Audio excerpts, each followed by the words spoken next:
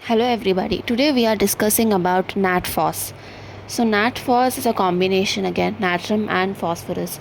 So if there is phosphorus, shouldn't forget the weakness, the anemia, ailments from change of weather, aggravation from jar.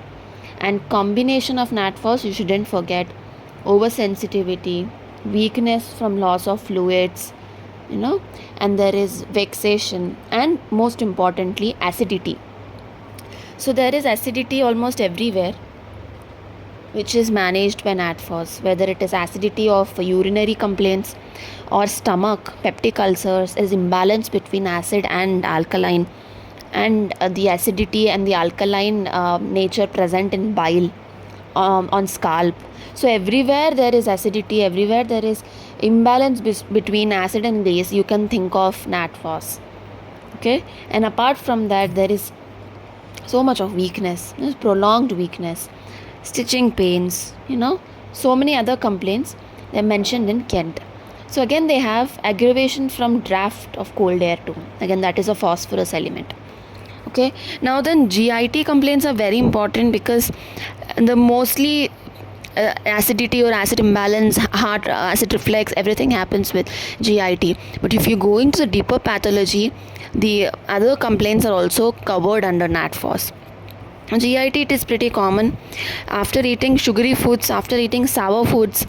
There is an affection, and the appetite which is present is also increased, ravenous. Okay, and there is desire for a lot of food, but the digestion won't happen. It's like overeating of sour food or sweet food, or in general overeating, and you are having indigestion. You can think of taking NatPhos.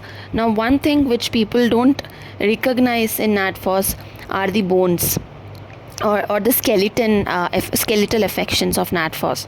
Okay, there is inflammatory. Again, see, the pH differences are always running behind NatPhos, but you also shouldn't forget the cramps, the rheumatic pains, the heaviness, weakness, these things, the pain element of NatPhos. There's so many pains. The sensitivity which is carrying, which is carried by these remedies, again because of phosphorus. They say the second element which is mixing up with the compound is the physical nature of it. So this nature is totally the phosphorus nature. You can remember it that way too.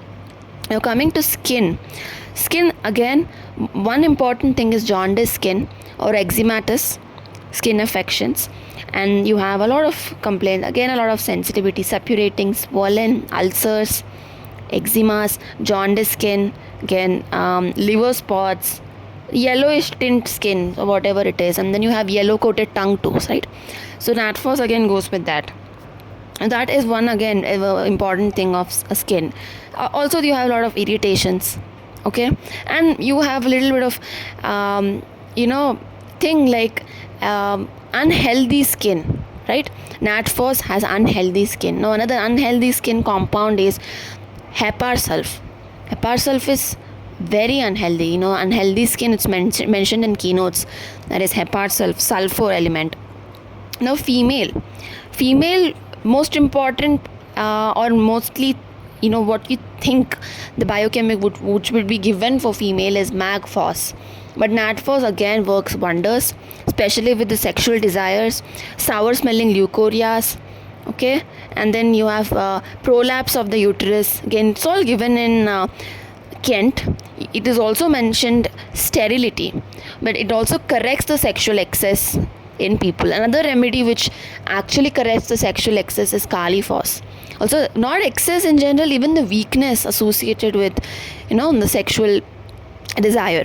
So that also, and NatPhos also. And apart from that, you have many pathological symptoms, because it's a very good remedy. Apart from acidity and all, you have it for vertigo, dizziness. It even controls the the tobacco habit, like smoking habit. And you have stress incontinence, the bladder is weak, there is weakness running behind, again a phosphorus element, right?